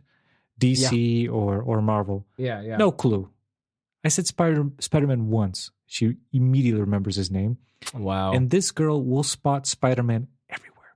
If it's a tiny little sticker somewhere with just the face, she's like, "Oh, there's Spider-Man." So there's something about the design and the name that I think it just works because my theory is it's the color red, because color red is the first color that kids learn how to identify. Right. Red is like the primary color next to black and white is the contrast, and then it's red. Yeah. So red works. So because if it's, Nacht Monkey or the Spider-Man black suit, Monkey. It doesn't work as well as when you see Spider-Man in red with the blue details, right? So Spider-Man red works. And then I think it's the big eyes. I think just children and people in general, like seeing eyes, like being the main focus, like the mouth and nose is whatever, but the eyes, it works. And I think Venom being the same exact thing, but like an evil version, which is that's what I loved about primary color black, big eyes, is just instantly like your monkey brain is coded to be looking for eyes. That's it. Like we're looking for eyes everywhere. So that's why you can recognize a face immediately. I think it just works on a really basic rudimental level. That's why Spider-Man is the most Spider-Man. So Spider-Man. So I agree with Avid, whatever his name is, Avi. Spider-Man and Venom. Everyone wants to go see Venom. I think that movie sucks, but everyone goes see Venom. Because it's like people who don't watch, like people will not care about the MCU, and they'll gotta watch Venom. Like, why are you gonna go watch Venom? And they did. I don't get it. Because it works. So it's insane. What do you think of all this? I think you're absolutely right. I think Spider-Man. That is absolutely right. I mean, like, there has to be some reason Venom's so successful, and why we still have more Spider-Man. Yeah, and people say it's relatable. Spider-Man. He's a poor kid, and he's also behind the mask, so he could be anyone. Those are all plausible. But if my kid doesn't understand any of that, she has no clue what the story of Spider-Man. She just sees the face and she knows the name, and she's like, Spider-Man. I want everything Spider-Man. I want Spider-Man hats. I want Spider-Man. Are you gonna everything. do it? You gonna do it? Oh yeah, I'll buy some Spider-Man stuff right now. Yeah. Well, now I know what to get her for Christmas. Oh, definitely. She'll love Spider-Man. It's Spider-Man and Lightning McQueen. Another red character with big eyes. Dude, it's insane. We were walking through a shop, and there was a poster with cars. And she's like, "Cars with eyes. What's that?" I'm like, it's like Lightning McQueen. It's like a show. It's like Lightning McQueen. There's a show now? No, I mean, I just told her, like, it's you watch it on TV. She's like, for a month, man, she could recognize there's Lightning McQueen. Wow. Well, there you go. And she was like, it's a funny car. And then we watched the movie, and it's so stressful. After 10 minutes, she's like, this is not funny. We can't watch this. Really? Please turn it off, Dad. Why? Stressful. He's like racing, and it's like intense, and he's losing, and his sparks flying. She's like, no. And then he's falling asleep, the truck on the road, and he falls out. Stressful. He's 2, man. And then they're all yelling at Lightning McQueen because he broke, and he's got the how thing does on his like, wheel. This is so She's like, done. Off topic. I'm turning it off. She's off topic, but like, I mean, this is really off topic. But like, what's her behavior then when she's like more stressed out? Does she just kind of lose interest and just kind of? No. She was like, she's told me this is really upsetting me. This is not funny. Please turn it off. Excuse me, this is really upsetting me. No, it's like, please turn it off. Right? I can't. I don't want to watch this. This is not funny. This is not funny. I don't want to watch this. I want to play with the toys. I want to look at my book. I'm not going to watch this show. This movie. She loves Wall-E. She watches Wall-E every couple of weeks, the whole thing. She knows it by heart. Not stressful. Cars? Just no. Do not give me cars. Anyway, we completely digressed from Arad. Anyway, Arad. So what happened at the end, I went through all the credits, and there was a nice little special commemorative credit where it's like special thanks. The new one, 3? Far From Home. Okay, yeah. Special thanks to Avi Arad, without whom all these Spider-Man movies would not be possible. I There mean, you go. it's true. He's a true. character. That man is a character. He's so funny. You know, if he pushed for these comic book movies to bait, he had a vision. That's great. You know, maybe his ideas are stupid as far as storytelling, but you know, at least they are stupid. But yeah, Spider-Man 3. Okay, so let me ask you this: when Spider-Man 3 came out, when you were, you know, a Spider-Man 2 fan, what did you think of it then, little Phil? I was little 18-year-old Phil. 18-year-old Phil. I was mildly disappointed, but you know, I remember at the end, because we went as a group, Jake, me, our friend Drew. I think we had another friend as well, and we just, you know, we had a good time watching it. Oh, fun! This was during the time when Jake was more cynical because he was he's philosophy man. He was 14. He was 14, and you know, it's America. Everyone loves Spider-Man. They're all gonna watch it. The theater was packed with everyone. Yeah. So packed that because in America, I don't know if they finally implemented it now, but for a long time they didn't have any like you can't reserve your seat. Yes. The craziness, chaos, or we have to wait in line for your movie. Chaos. You know, a man would show up, like the manager of the theater would show up and say, "Hey guys, we booked all the way through, so we're gonna have to have all of you guys to scoot together." You know, that kind of thing. Goodness. You know, I mean, everyone has to move together so more people can come in. So in my case, we were so late to get the tickets because we never like pre-ordered them or anything. We just went to the cinema. Yeah. That regularly. I had to sit next to strangers, you know. I couldn't sit with my friends because like they said yes. I remember that. Because everyone chooses their own seats, you know. Yeah. So you just had the holes, like you patched up the hole of the cinema with you guys. Patching up the holes. One guy was like, "Hey, I gotta go to the bathroom. Here, my popcorn. I'll be right back." And then after 5 minutes, he comes back and says, "So, what did I miss?" You made a friend. Like, what am I gonna say to him? Spider-Man 3. And that man was Frank Ireland. Yeah, right. I would love that. What a great origin story. Exactly. Like with Spider-Man 3, people clapped on a lot of things. Mm-hmm. And I have to say, in Croatia, when the old Spider-Man showed up, but this was like, you know, like a very muted clap. Yeah, but it wasn't the Americans losing their minds. The Americans losing their minds in 2007 with Spider-Man 3, when I will always remember this. And I actually, little plug, I also talked about this on Spider-Man Minute when we talked about the third movie. Okay. At the end of the film, when Peter says to Sandman, "I forgive you," everyone was like, "Woo! Woo! Good on you, Spider-Man." Yeah, good on you, Spidey. Do a flip, Spider-Man. Hey, Spider-Man, do a flip. And at the end of the showing, we went out. That's what I wanted to say. Big packed theater. We left the theater. There was a big line for the next showing. So there's this line of people for Spider-Man. Jake spots one of his friends from school in line. And we're walking by and we're like, "Oh, it's you. It's Hunter. Hey, how's it going, man?" And then Jacob just passes him by and says, "You know what? It's not worth it. Don't go and watch it." Oh, no. Now, we don't have Jake here to tell his. Yeah, that's what you tell somebody going to see a movie. Yeah, it's not worth it. Don't watch it. It was crap. I didn't like it. Jake, that's not a cardinal sin of going to see movies. You need to explain yourself. Right? We're not Tobey Maguire. We don't forgive you for this. Yeah. So that's what I remember about it. And when we were waiting for our friend Drew to come up with a car, I was we were joking around. It was outside. There was a brick wall, and I was like, "Well, I'm pretending I'm Spider-Man. Look, you know, trying to crawl on the wall." Someone spotted me. And then a police officer came and said, "We heard someone was trying to crawl on a wall here." And I was like, "You serious?" "No, wasn't me. Okay. Speaking of which, here's my only compliment of Spider-Man 3. Are you ready for this? Bill Pope knows how to shoot cops. Oh, yeah? I don't know. There's something when with Sandman or the cops are chasing Sandman, and there's those little 90s police hats, and the lights are behind them, high contrast. I don't know, it just reminded me of The Matrix. I was just that's right, Bill Pope, right. Yeah, he did the cinematography for this. Yeah, I was like, he just knows how to make these 90s cops look cool. Yeah. Okay. I think anything left to say about Far From Home? I have two topics only to cover still. Okay. If you're up for it. Yeah. I want to talk about the music of the new movie. I don't know if you had a chance to listen to the soundtrack. So No. you didn't have a listen yet? It's out on Spotify and all the things. Because I wasn't impressed when I was watching the movie. Oh no! Well, I'm a big fan of his work. Michael Giacchino.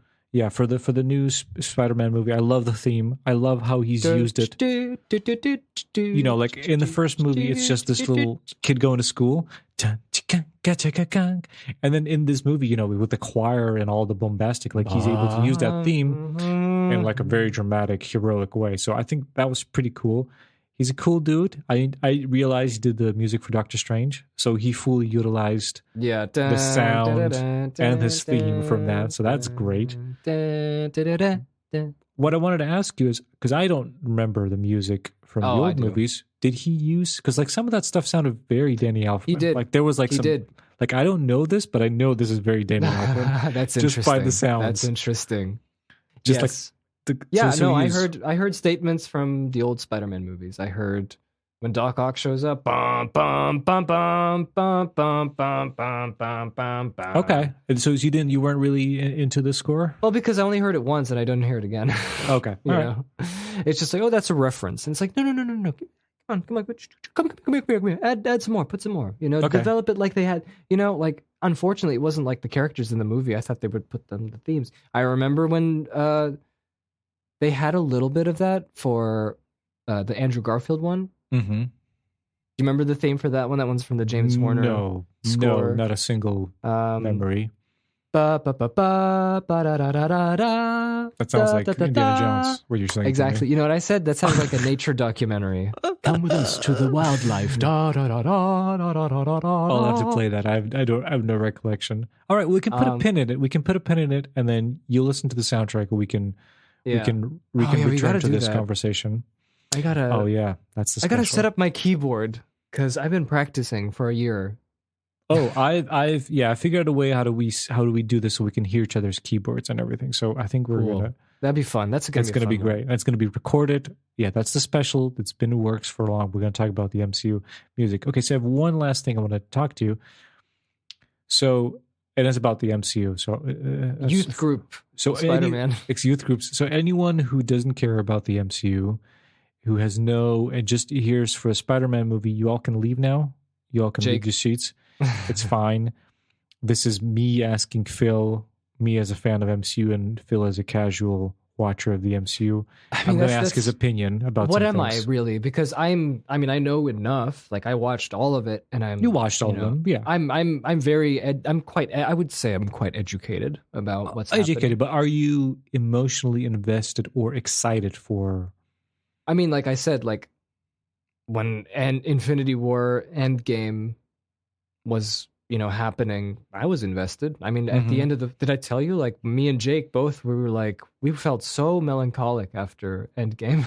That's true. Okay.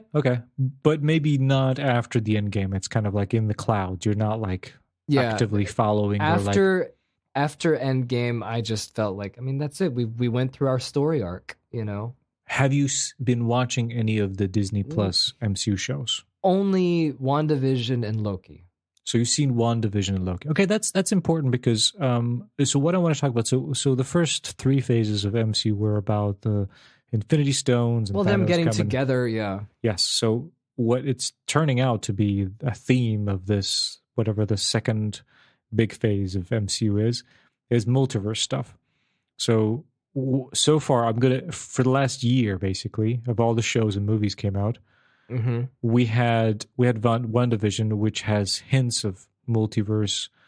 Of she's conjuring up her brother, who's played by the actor who plays her brother from a Fox universe. So that was the first they're messing with some stuff right now. It doesn't turn out to be that character in the end, but it was obvious to the viewer. We got Loki, which is a full-on multiverse conversation. Basically, right, because Loki's supposed to be dead in the first place anyway, right? So the story is Kang the Destroyer is basically controlling which multiverses do exist. because he doesn't want the multiverses where his other self defeats him. And they create this timekeeper thing which controls this, and Loki and his other Loki find this out, and they basically stop him. So after that, whenever time is, there can be as many multiverses as possible, and anything can happen. So that's another multiverse thing. There is the What If animated TV show. Oh yeah, I didn't see those. So I don't know if you're gonna watch it, but the basic synopsis: there's the Watchers. I know. Yeah, and they observe the multiverse. And this specific one, he has to grab here different version of heroes from the multiverse to fight this Ultron, this Ultron who figured out the multiverse, and he wants to destroy it. So another multiverse thing. So there's this group of different versions of the Avengers who are working together at the end of that. Right. Yeah. And then we have this obvious movie. You have Doctor Strange coming up next, which is the Multiverse of Madness, which has the title Multiverse here. And then we have Netflix people coming up. We have, a Daredevil coming from Netflix into the movie, and we got Fisk, the Kingpin, coming into the show. So it looks like the multiverse. What will happen next? That's what I want to ask. Like, how do you feel about the whole multiverse business, and how do you think they're handling it so far, or what do you think is going to happen? Well, here's what I think. I think that it's like Pandora's box. You open it, now you can't undo it. How are you going to go back from this? You can't. But you know more about comics. I as far as my basic understanding, comics are a mess. Like the 80s and the 90s, they're always a mess. That was big multiverse stuff, right? Like I think since the 80s, do you know about the infamous Spider-Man clone saga? No, I know nothing about these things. I know nothing. It's so stupid. I hate the clone. There's a lot of people who love the clone saga, but I hate it, and you can tell what that's all about. I can tell, but I would assume at this point it's in the 90s as well. Yeah. It's like as the quality of them living in one universe and working together, which was kind of used for the first MCU thing. Another quality of Marvel Comics is this multiverse stuff, probably. This nonsense, yeah.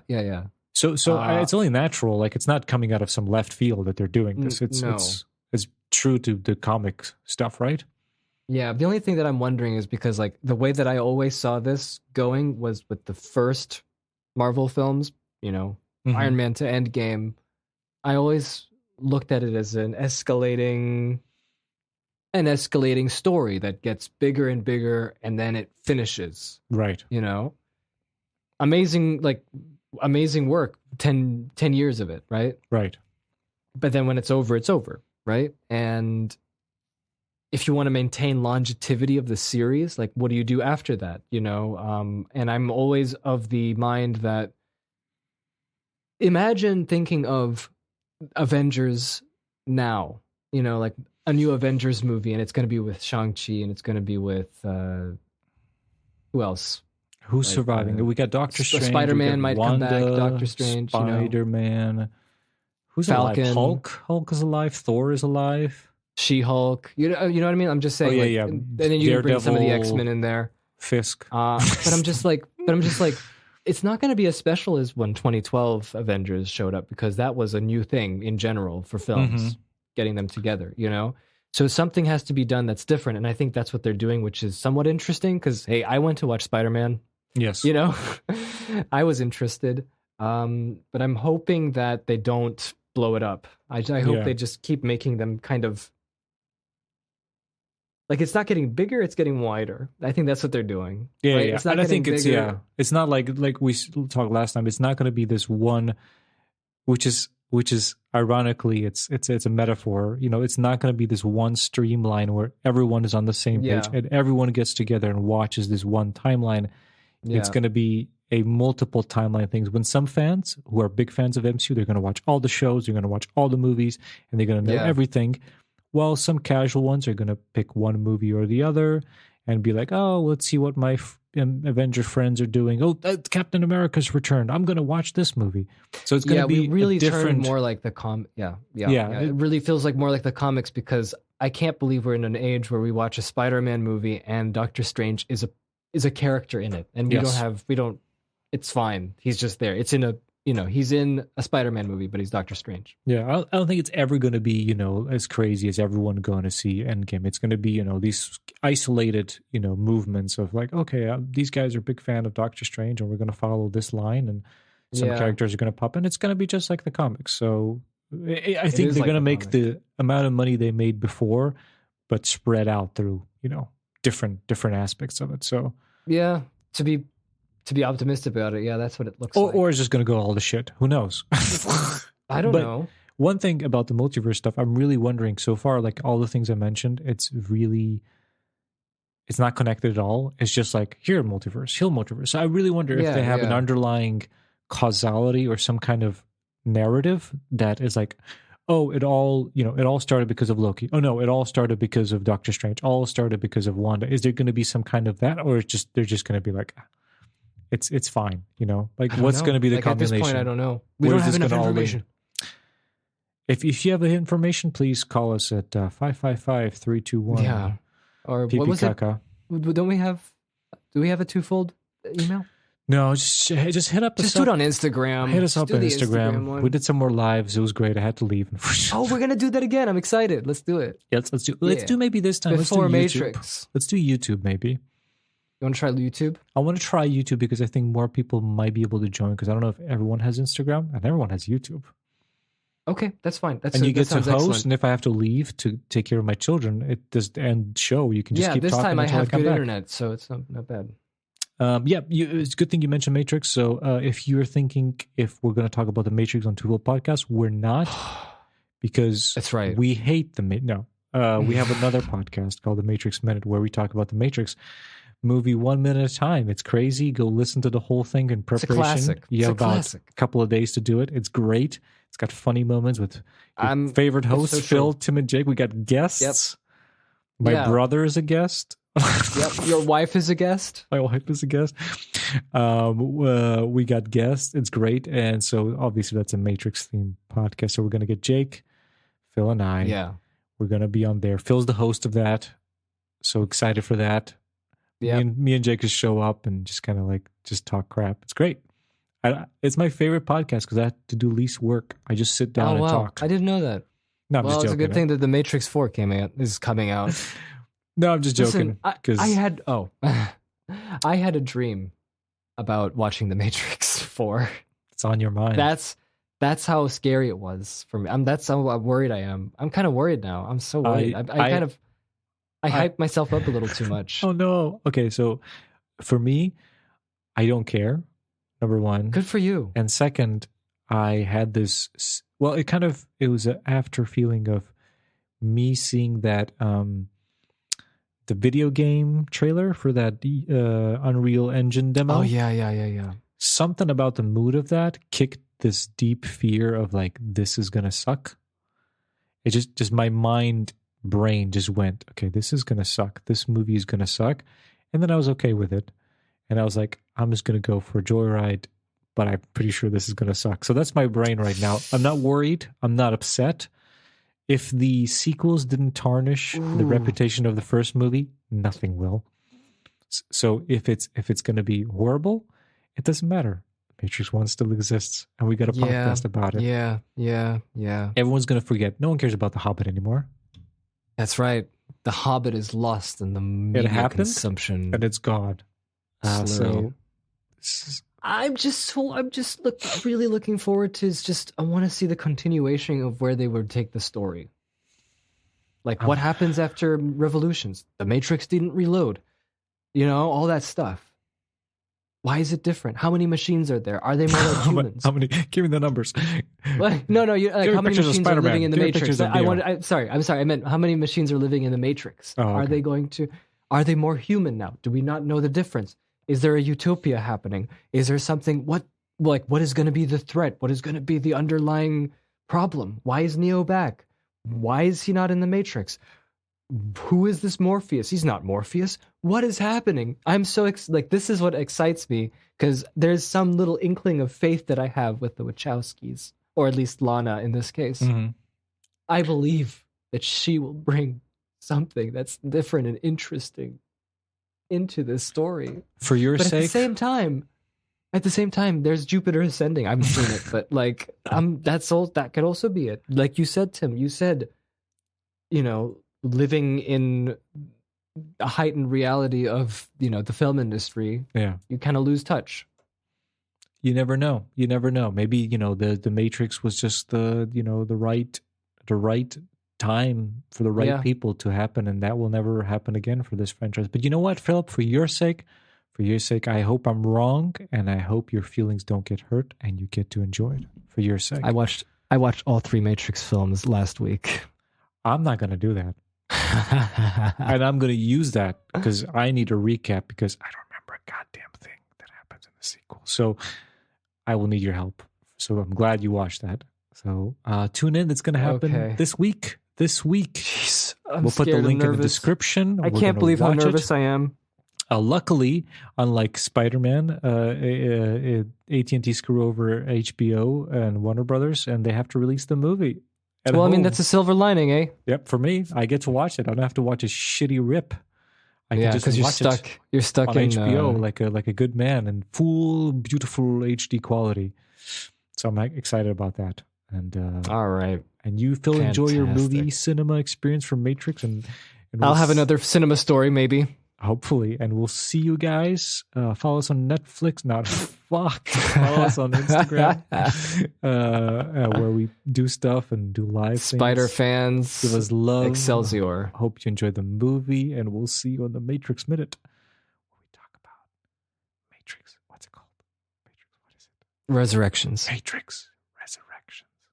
Or was it Resurrection? Just Resurrection, singular. Matrix. Lazarus resurrected. Yeah.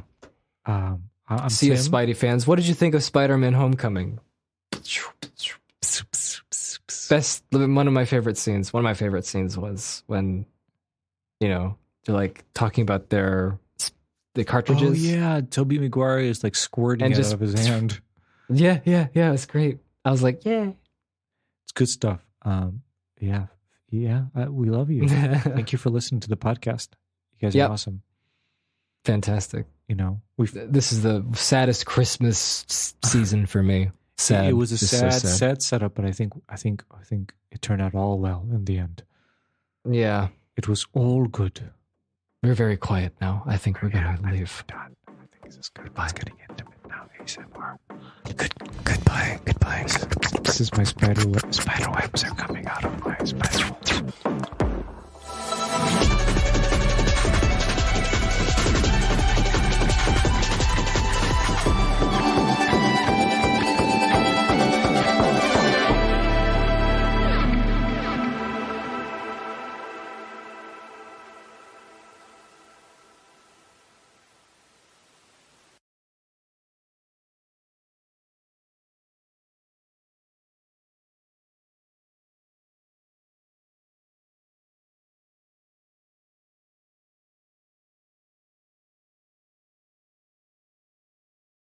Wake up, little spider. Wake up. You're not dead. Yet. Just paralyzed. Temporarily. You're an amazing creature, Spider-Man. You and I are not so different. I'm not like you. You're a murderer. Well, to each his own. I chose my path, you chose the way of the hero. And they found you amusing for a while, the people of this city. But the one thing they love more than a hero is seeing a hero fall, fail, die trying. In spite of everything you've done for them, eventually they will hate you. Why bother? Because it's right. Here's the real truth. There are 8 million people in this city. And those teeming masses exist for the sole purpose of lifting the few exceptional people onto their shoulders. You, me, we're exceptional. I could squash you like a bug right now, but I'm offering you a choice. Join me. Imagine what we could achieve together. What we could create. What we could destroy. Cause the deaths of countless of innocents in selfish battle again and again and again until we're both dead. Is that what you want? Think about it, hero. How was your audition, Mary Jane?